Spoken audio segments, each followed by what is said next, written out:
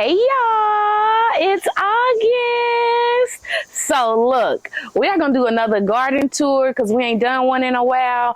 And let me tell you, it looked the same. We back working, we back at school. Honey, I ain't had no time to come out here, okay? I've been trying to keep up with the grass. That's the best I got. But let's go ahead and get in this video.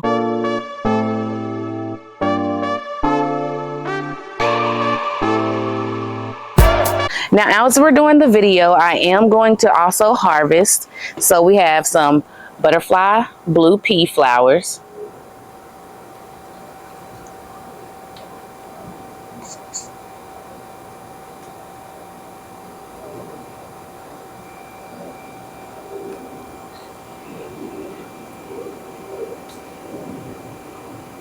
And I'm so excited to see that they are climbing all the way past the vine. So cute. Next, we are going to look at the tomatoes, y'all. We got tomatoes forming, okay? My tomatoes that I told y'all we had plenty of time to grow. Look at those tomatoes coming on. There's another one here. Here's some here. Yep, there's some down there. We got them coming in, baby. They coming in hot, hot. So, this is the very last bed that I did put in at the end of the season, well, at the end spring season. It has different tomato plants.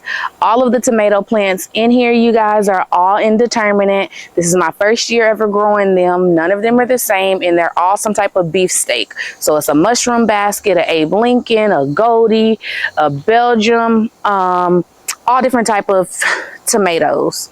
Then we also have these are supposed to be dark opal basils, but this is looking more like a cinnamon basil, which is fine. My other one on the other side did pass away, which is fine. And then we got regular basil, and on the ends we have some Kilimanjaro marigolds here, as well as some regular marigolds. And then of course this is the butterfly blue pea that I got from Rare Seeds. Coming down, you guys, you just see the mountain of, this is cantaloupe and watermelon and tiger melons, you guys. Now, before we go far, we have an elderberry there. We have one here. We have a pomegranate and a chocolate mint. My lemongrass is holding on to their life because I need to put it in some water, but it's alive.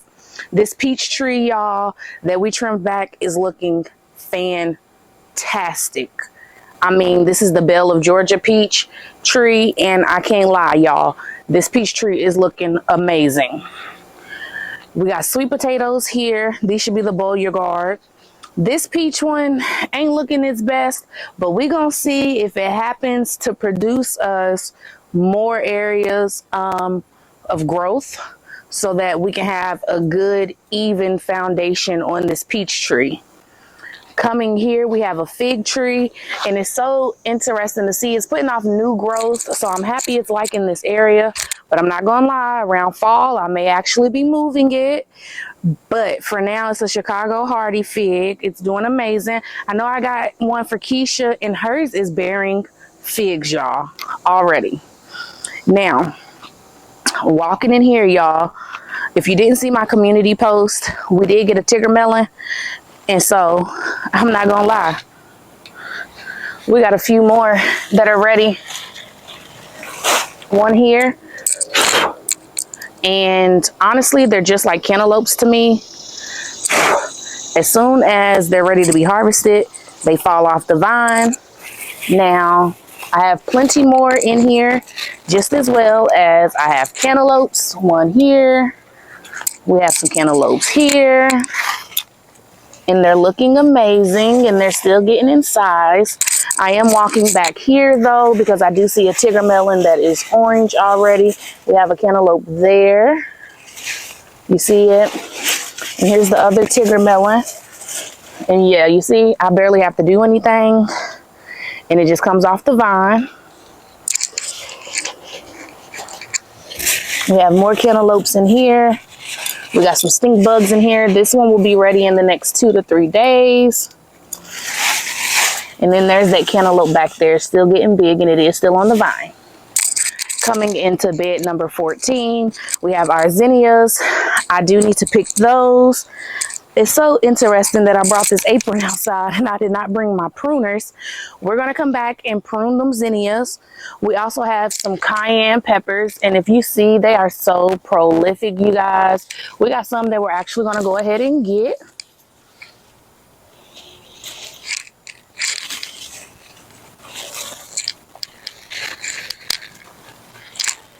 I mean, look at them.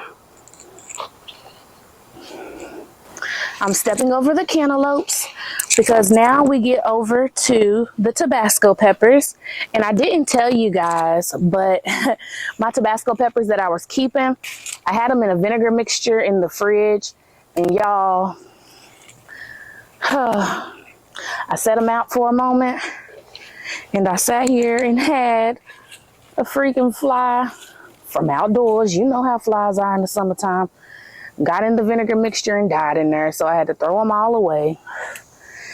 But we're gonna try to see if we can get any hot sauce made from these. Now, I'm not gonna pick all of them now, just because there's a good amount still in here, but I wanna keep with the video. In this bed, we also have some celery back here. This is gonna stay in the fall, right before it actually gets a cold frost. We also have some stevia here, you guys. And then this is a white Tabasco. It was being shaded out for the longest, so I'm happy to see that it's growing up and getting big. Next beside that, we have comfrey. Now, someone gave me these. Keisha bought them from someone, and they look absolutely amazing. I put them in the ground. This is something I will use for a fertilizer called comfrey tea. But my sister also let me know that they're really good for like inflammation, so we're gonna try that. Coming to bed 13, we have green beans in here. You can see all the flowers, so we're gonna be getting green beans really soon.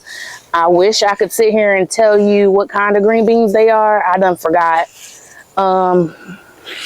You'll have to find my video where I talk about planting them, because I don't remember, y'all. I'm sorry, I don't know what to tell you. I forgot. But over here, we do have more watermelons that I put in. I can see that some type of beetle or something is giving this like a disease looking color. I'm going to trace it to see if all of the yellow leaves come from that plant. If so, I'm going to pull them. But on the bright side, we have a watermelon coming. Y'all see that? Ain't that so pretty? Then, if we decide to back up some more, we have pumpkins here. As y'all can see, like I told y'all, we ain't been doing nothing. We pulled these and planted sunflowers in their area, and these are still laying here, okay? Yeah, we ain't done nothing, baby. Now, so we did go past some plants, and I want to quickly go over those. This is my pink lady apple tree, and she's being kind of suffocated because of the fence, and so I need to come out and move the fence so that she can breathe like she wants to. This is a Santa Rosa plum. We'll trim her again in the fall.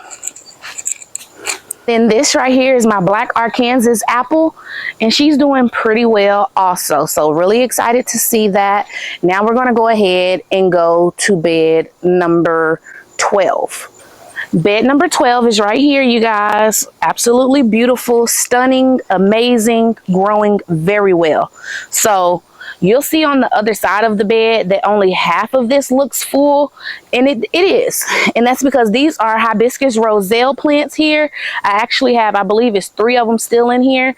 And I made the mistake of putting 3, well, really 4 in here. I moved 1, but I was told they can get up to 6 feet tall, 10 feet wide from what I've seen other people grow. So we're just gonna let them do what they do, and they take so long. So we're hoping to get some calluses on this year so that we can be making hibiscus tea and everything. Okay, now coming to this side of the bed, we do have flowers that we put in here from a greenhouse that we got for free, as well as we still have some verbena in here that we grew in the fall. Moving over bed 11, you guys, we have echinacea on the ends. They look trimmed because I have been trimming the flowers. We have begonias in the front. Once I see that we're going to get a frosty day, I will pull them out of this bed. And in the back 2 rows, we have sunflowers. I believe those are the dwarf sunflowers. If they're not, they may be the mammoth. But like I told you all before in the prior video, it doesn't really matter which ones they are because they're so close together. They're not going to grow extremely tall. It's just for me to have more bouquets. Coming over between bed 9 and bed 10, y'all, we do happen to have some salmon flowers here, and this is called a geranium. And then I also do have a pink one. Now we have snapdragons in here, but they're leaning over. I don't know how to keep them standing up. And then along this fence is actually grapes, you guys, that I have to continuously wind on this fence, which is why I have the fence. Originally, it was for my dog to try to keep him out the garden. But I think since I've been doing this a few years now, he learns, just don't jump in my bed. Because when we first moved here, he was jumping all up in them, okay? But he respectful of the garden now. Coming over to bed number 9, I believe, you guys, we have cosmos here, and they are extremely beautiful, you guys, extremely beautiful. I haven't been out here almost all week, so I didn't even see a lot of these blooming. Otherwise, I would have picked them. It looks like we have a bunch of aphids and ants on them, which is fine with me. It's not something that I'm particularly in dire need to keep. But what I do see is my favorite flower, and that are these pink carnations right here. Those are absolutely my favorite flower, and so I am going to pull these, even though they're all leany and topsy-turvy.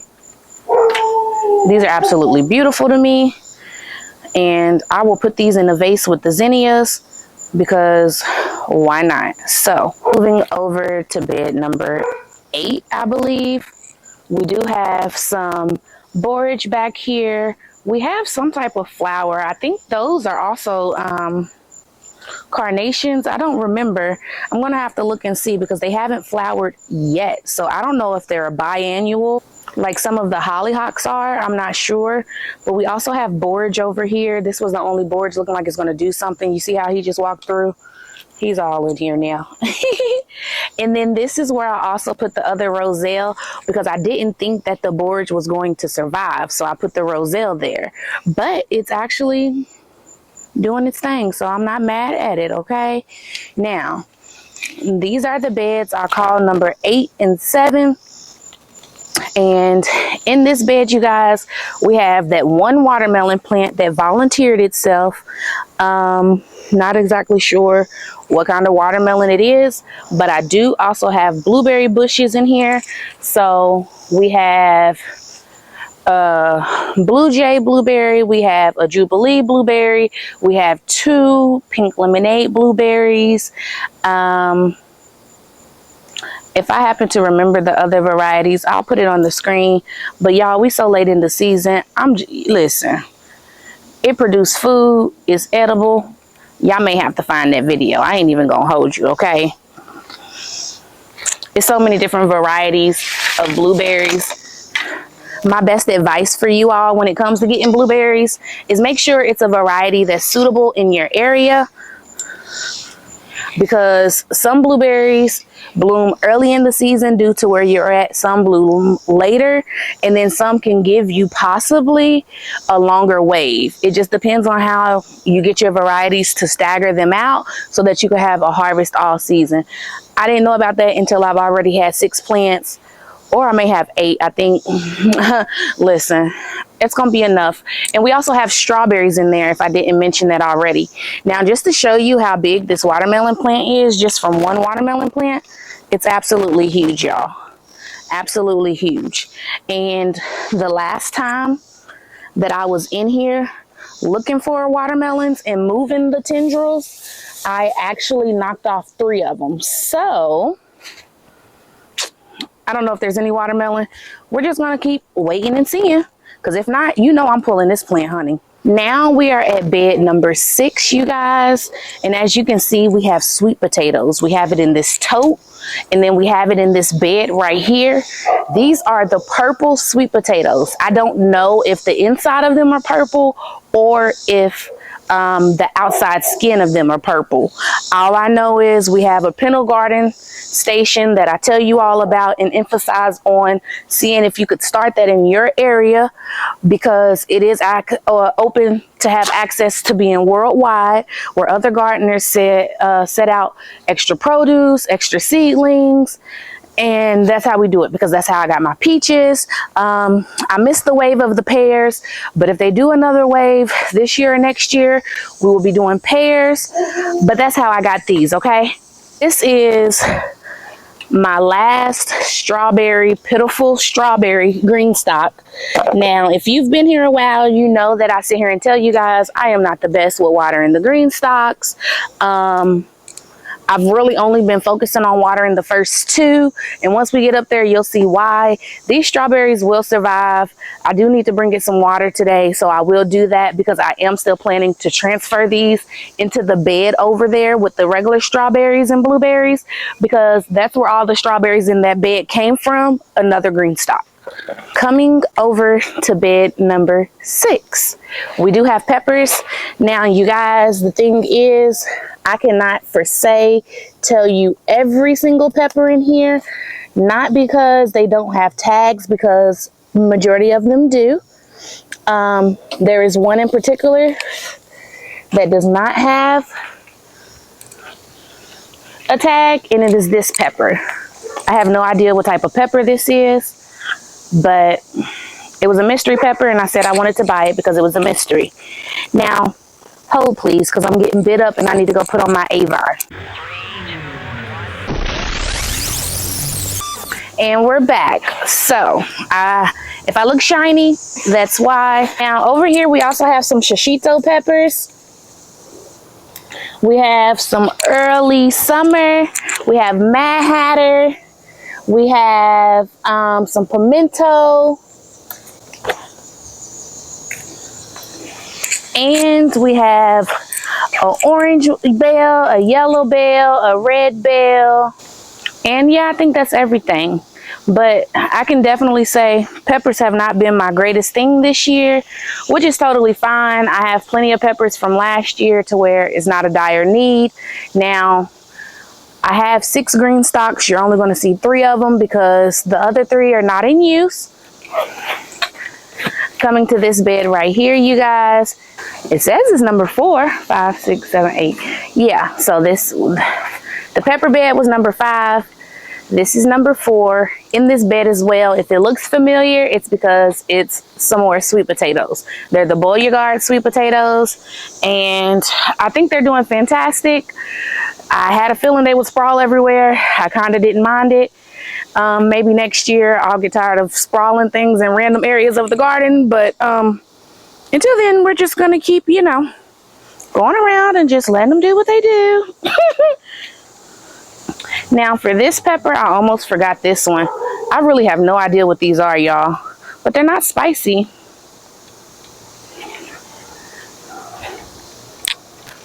Now, going to the 3rd green stalk, you guys, let me tell you, this year things haven't been fantastic with green stalks, because it's nothing to do with green stalks and everything to do with me.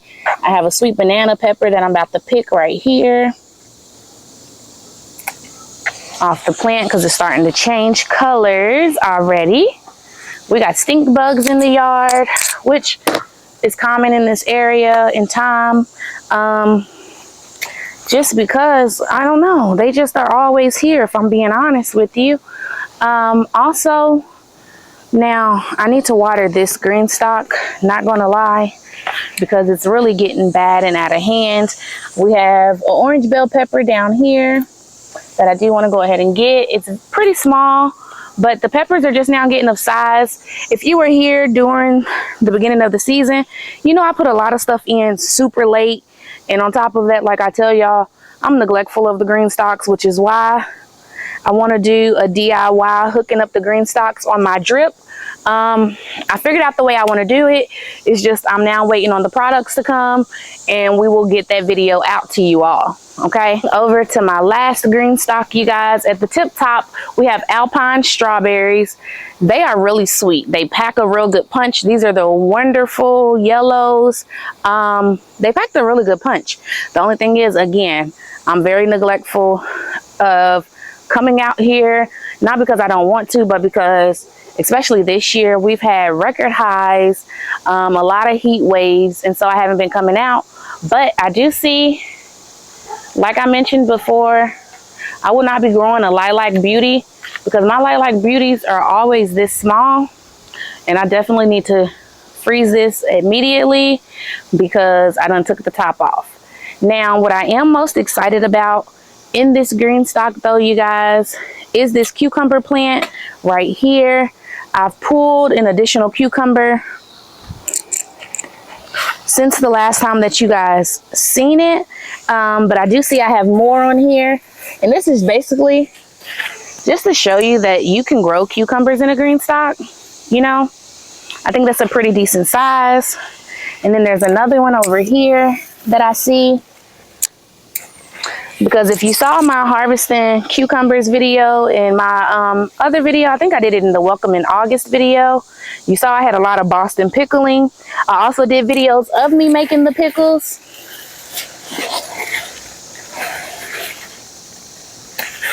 Now, here's another one,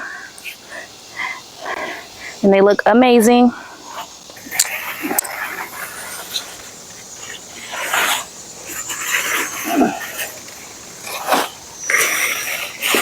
And they are just growing in one pocket of the green stock. They're doing exactly what I figured they would do, which is sprawl everywhere. Now in this container right here, I have mint. If you remember the last video, I did cut some of it back, so it's starting to get bushier. And so we're going to cut some more back because I want this as a whole bush. Eventually, I need to find somewhere for it to go. And I don't care if it spreads in the ground. I'd rather have mint instead of grass. Coming over to bed number 3.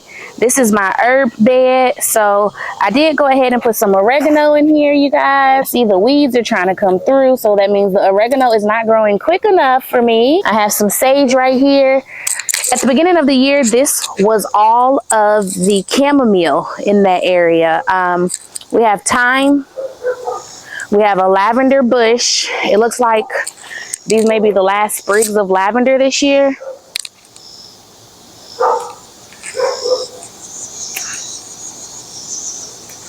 Which, you know, is fine with me. I've gotten a good amount, so I'm extremely grateful for anything we get moving forward.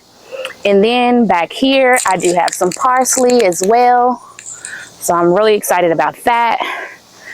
In this corner right here, we have some more shishito peppers that I'm gonna go ahead and grab. They're turning red, so we're gonna grab those.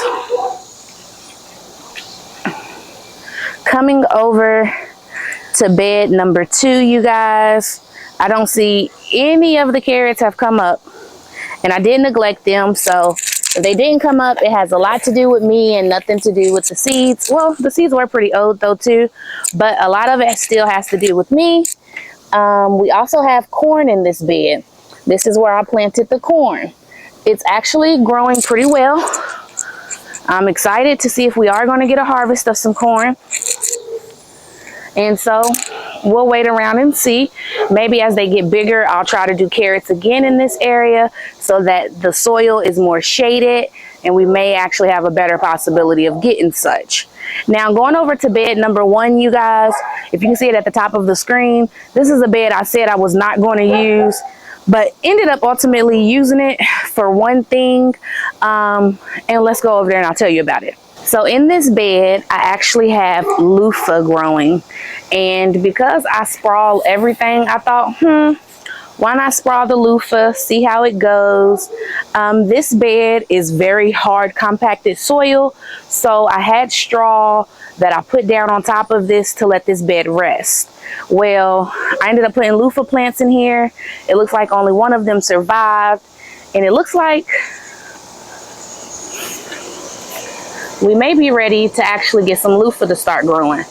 Now that I'm looking at the loofah plant, it is going everywhere. Like, if we look over here, it's trying to go up my fence.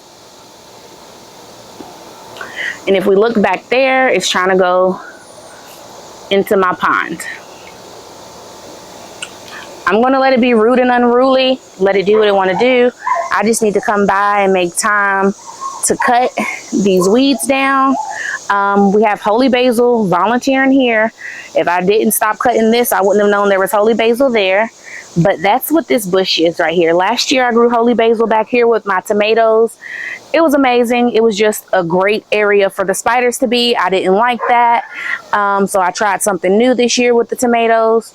And holy basil volunteered this year. It's great for teas. It smells absolutely amazing. I'm going to figure out how to turn it into a perfume by the end of the year, because that's what I want to turn it into. So whatever I got to steep it in or whatever, if y'all know how to make perfume out of certain things, let me know. Or if you've seen somebody make perfume out of things they've grown, let me know, because I definitely want to make that into a perfume. I think it smells absolutely amazing. Now to y'all, this may not be like a lot, but to me, it's more than enough. I do have a sunflower that I'm gonna show y'all real quick. But until next time, y'all, God bless you. Thank you always for watching. Bye.